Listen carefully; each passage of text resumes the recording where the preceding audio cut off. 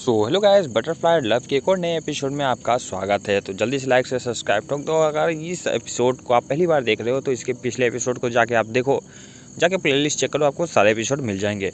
चलो बगैर किसी तरीके स्टार्ट करते हैं हमारा ये एपिसोड।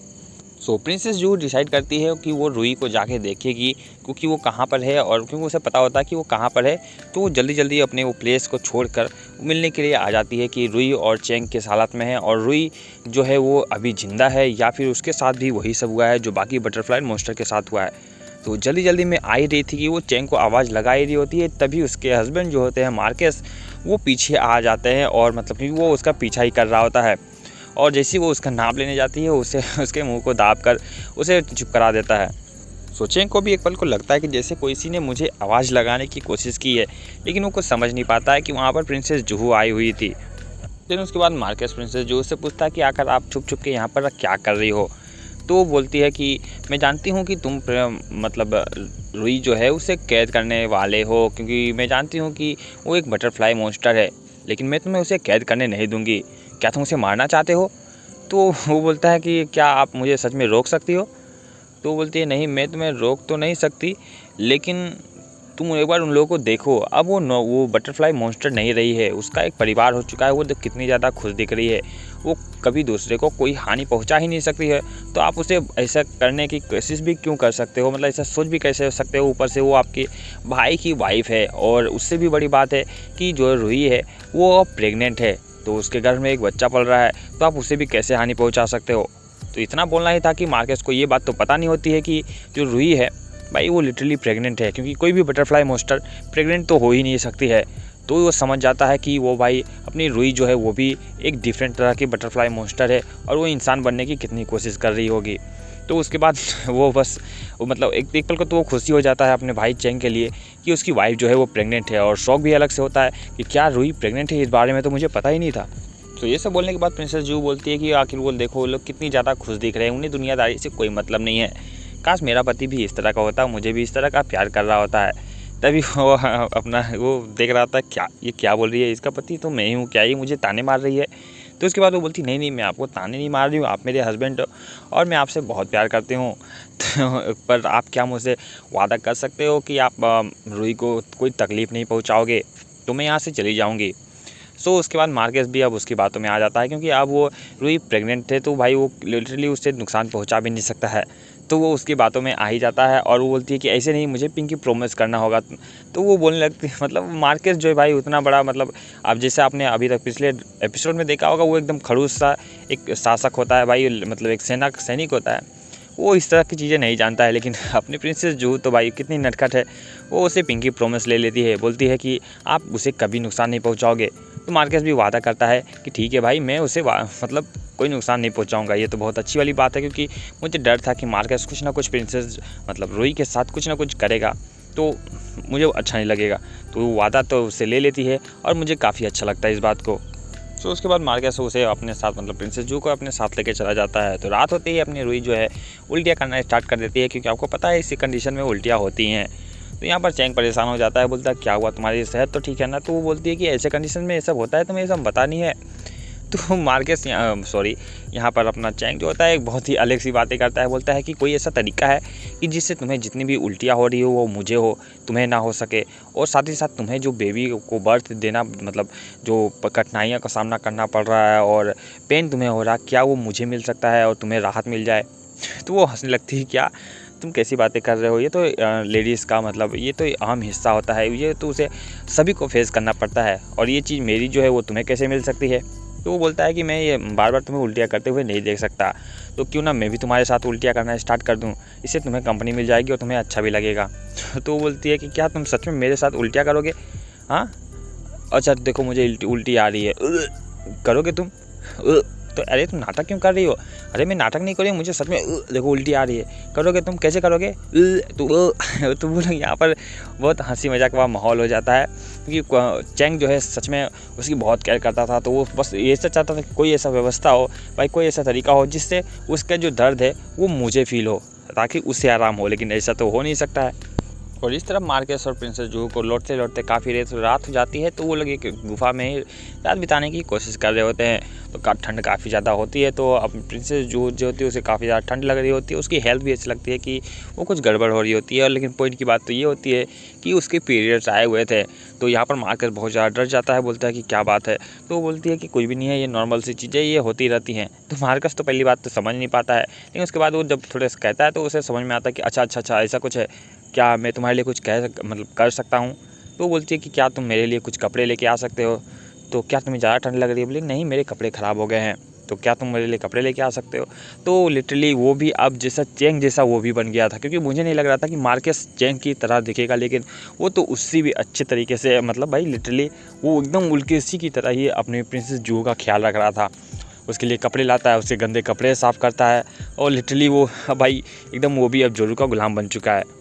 सो अब मार्केस जो होता है नेक्स्ट डे से इस चिंता में होता है कि भाई वो प्रिंसेस जूहू से उसका ब्लड कैसे ले सकता है, क्योंकि एक तो वो कमज़ोर है, ऊपर से उससे प्यार हो गया है। प्यार बोले तो लगाव तो हो ही गया है। तो वो बहुत ज़्यादा डर जाता है कि मैं उसका खून भी नहीं ले सकता है और मुझे अपनी बहन को भी बचाना है। तो वो अपने साथी को बोलता है कि जाओ, चाहे जहाँ से पता करो, किन्नरी ब्लड का इंतज़ाम करो, क्योंकि मैं प्रिंसेस जूहू का ब्लड नहीं ले सकता हूँ, क्योंकि सिंपल सी बात है। तो वो बोलने लगता है तो फिर आपकी बहन का क्या होगा? तो वो बोलता है कि समझ रहे हो ना कि अब उससे लगा हो गया है। तो बोलता है जाओ जैसे भी जाके पता करो, क्योंकि मैं अब प्रिंसेस जूहू का ब्लड नहीं ले सकता। तो ये तो भाई बहुत अच्छा डिसीजन था, लेकिन अब उसकी सिस्टर का क्या होगा? और इधर प्रिंसेस जूहू की हेल्थ जो है अभी भी ये सुधरने का नाम नहीं ले रही होती है। सुबह बहुत मतलब सर पे हो जाता है सूरज, उसके नौकर उसे उठाने आता है, लेकिन वो उठ नहीं रही होती है। सो मार्केस वहाँ आके बोलता है कि नहीं, अभी उन्हें सोने दो, कोई दिक्कत नहीं है, क्योंकि वो डर रहा होता है कि अब भाई मतलब मार्केस आए हुए हैं तो उनके लिए राजकुमारी को पहले उठ के उनका स्वागत करना चाहिए, या फिर खाना पीना जो भी है उन्हें करना चाहिए। तो लेकिन ये तो अभी सो रही है, तो वो इस बात के लिए डरती है। लेकिन मार्केस तो भाई एकदम दरिया दिल बन चुका होता है। वो उसके लिए उल्टा उसी के लिए खाना तैयार करवाता है, जिस तरह अपना चैंग अपनी रूही के लिए कर रहा होता है। वो एकदम, मैं जैसे बोल रहा हूँ कि वो अब एकदम से उसका ध्यान रखने को तैयार हो जाता है कि उसे कितनी भी अच्छी तरीके से खाना खिलाना है और उसे तंदुरुस्त करना है, उसके खून के लिए नहीं बल्कि खुद के लिए, क्योंकि वो अब उससे बहुत ज़्यादा उससे लगाव हो चुका होता है। तो प्रिंसेस जो जब आती है खाने के लिए तो बोलती है मुझ में इतनी ताकत नहीं है कि मैं इसे खा सकूं। तो उसके बाद वो भाई कसम से मुझे ये सीन एक्सपेक्ट नहीं किया था कि भाई उसके इस हस्बैंड से ये सब देखने को मिलेगा। तो वो लिटरली अपने हाथों से आके उसे खिलाना स्टार्ट करता है, और प्रिंसेस जूहू भी यही चाह रही होती है। असल में उतनी रेजिस्टेंट होती है कि वो खाना खा सके, लेकिन तब भी वो उसके हाथों से खाने के लिए बस भाई मतलब जो नाटक होता है वो करती है। और वो एक एक चीज़ बोलता है कि अब तुम्हें क्या खाना है, अब तुम्हें क्या खाना है। वो बड़े प्यार से अपने हाथों से उसे खिलाता है। तो अगले सीन में हमें दिखाया जाता है कि चैंग घर से जब रूम से बाहर निकल रहा था, तभी एक तीर का हमला जो है उसके ऊपर होता है। और जब हमला होता है तो वो एकदम से चौंक जाता है, और तभी रूही की चिल्लाने की आवाज़ आती है कि मतलब अंदर जल्दी आओ मेरे पास। तो वो दौड़ के जाता है, तो उसे लगता है कि क्या उसके ऊपर भी हमला हुआ है। और वो जैसे ही गेट खोल के देखता है तो रूही एकदम ठीक होती है, और वो दिखा रही होती है कि ये देखो मेरा पेट कितना ज़्यादा बाहर आ चुका है और मेरे कोई भी कपड़े फिट नहीं आ रहे हैं। तो वो बहुत ज़्यादा एक्साइटेड हो जाती है। तो वो बोलता है कि मैं बहुत डर गया था, मुझे लगा कि कोई बात है। तो बोलती है क्या बात नहीं है, ये देखो मेरा पेट देखो कितना बाहर आ गया है, तुम्हें मेरे लिए कपड़े लेके आने पड़ेंगे, वो भी महंगे महंगे वाले, समझे कि नहीं? देखो मुझे अच्छे अच्छे कपड़े लेकर आके दो। तो पूरा रूम चेक करने के बाद मार्केस बाहर आता है और उस तीर को देखता है, तो तीर पर एक नोट लिखा होता है, और वो किसी का नहीं बल्कि मार्केस का होता है। मार्केस उसे मिलने के लिए एक जगह पर बुलाया जाता, बोलता है कि मुझे तुमसे बहुत ज़रूरी बात करनी है, तुम्हें मुझसे इस जगह पर आके मिलना है। सो अगले ही पल में चैंग मार्केस से मिलने के लिए चला जाता है कि आखिर बात क्या है। और चैंग मिलते ही उसे बोलता है कि मुझे पता है कि तुम्हारी वाइफ जो है वो बटरफ्लाई मॉन्स्टर है, और साथ ही साथ मुझे ये भी पता चल चुका है कि वो प्रेग्नेंट है। तो चिंता मत करो, मैं उसे कभी भी नुकसान नहीं पहुंचाऊंगा। तो क्या तुम उसे बचा सकते हो?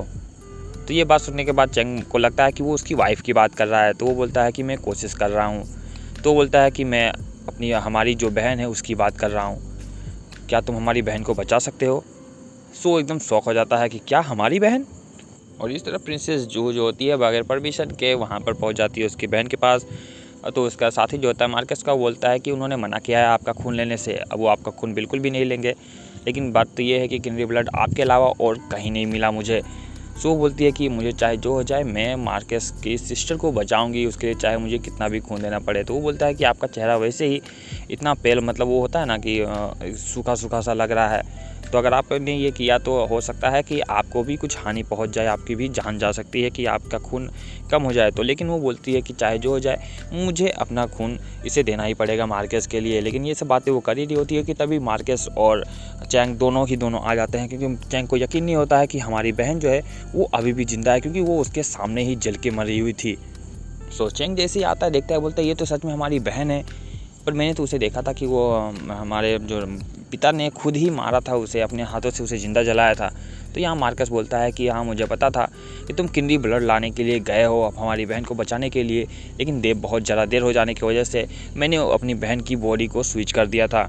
मतलब कि एन मौके पे मैंने हमारी जो बहन थी उसका शरीर बदल के किसी और को वहाँ पर रख दिया था जो कि पहले से मरी हुई थी। और तुम्हें ये बात बता दूं कि हमारी बहन कोई बटरफ्लाई मॉन्स्टर नहीं थी, वो एक नॉर्मल ह्यूमन बीइंग जैसे हम और तुम हम लोग सब थे। और हमारी बहन को उन लोगों ने, मतलब राजाओं जिसने उसकी शादी हुई थी, उन लोगों ने मिलकर इसे बटरफ्लाई मॉन्स्टर बनाया था।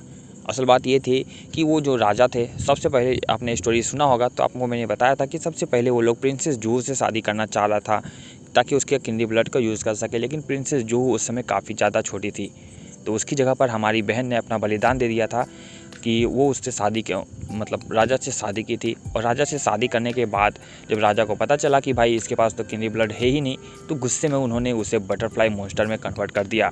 और इतना ही नहीं, उन्होंने उसे मारने तक का निश्चय कर लिया। बटरफ्लाई मॉन्स्टर में बना के उन्होंने उसे ज़िंदा जलाने की कोशिश कर लिया था, और तब मैंने उन्हें बचाया था।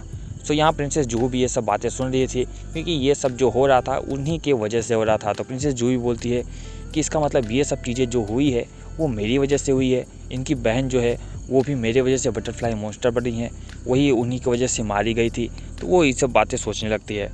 सो उसके बाद चैंग बोलता है तो इसका मतलब ये सच है कि तुमने प्रिंसेस जूहू से इसीलिए शादी की थी कि तुम उसका ब्लड लेके आप हमारी इस बहन को बचा सको। मतलब एक ज़िंदगी बचाने के लिए तुमने दूसरी ज़िंदगी को दांव पे लगा दिया। इसमें प्रिंसेस जूहू का क्या गलती थी?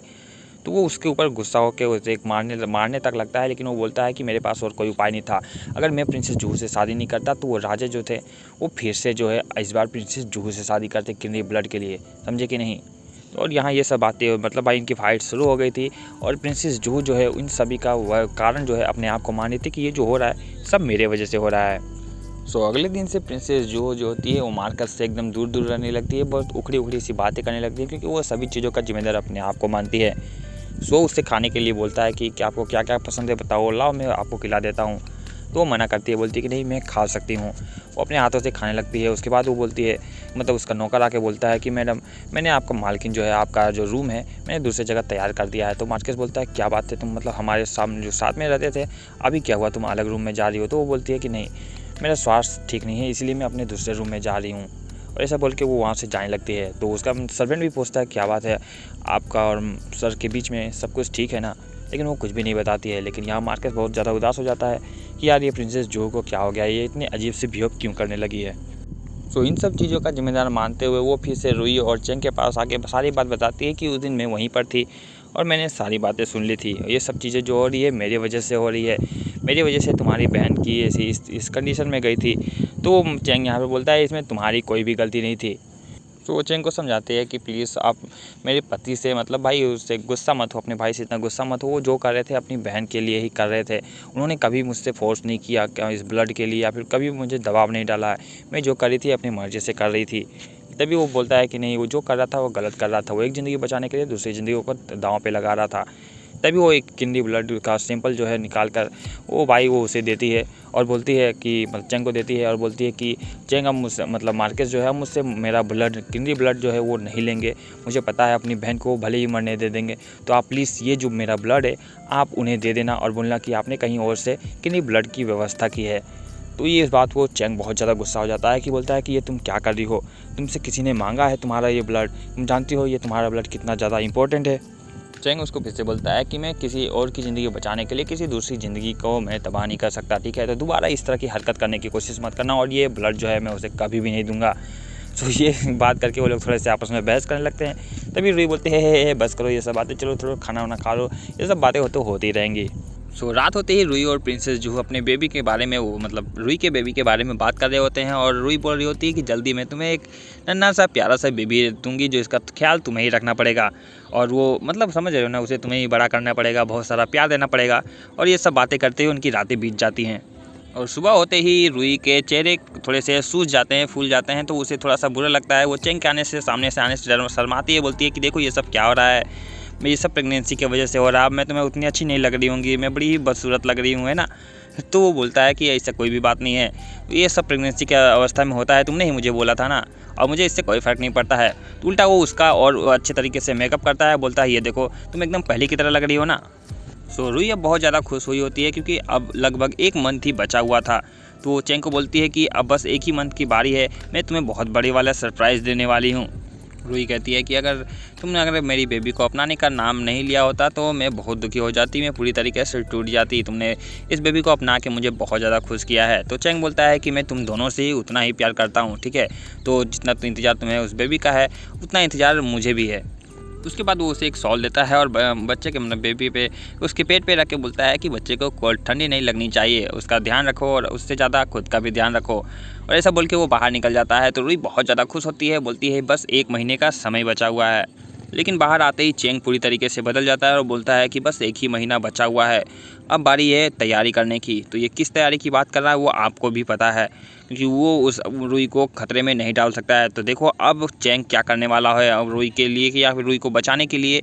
और रुई को इस बारे में बिल्कुल भी पता नहीं है कि चेंग के दिमाग में क्या चल रहा है। सी इन द नेक्स्ट वीडियो, जल्दी से लाइक से सब्सक्राइब ठोक दो, मिलते हैं नेक्स्ट वीडियो में, बाय बाय।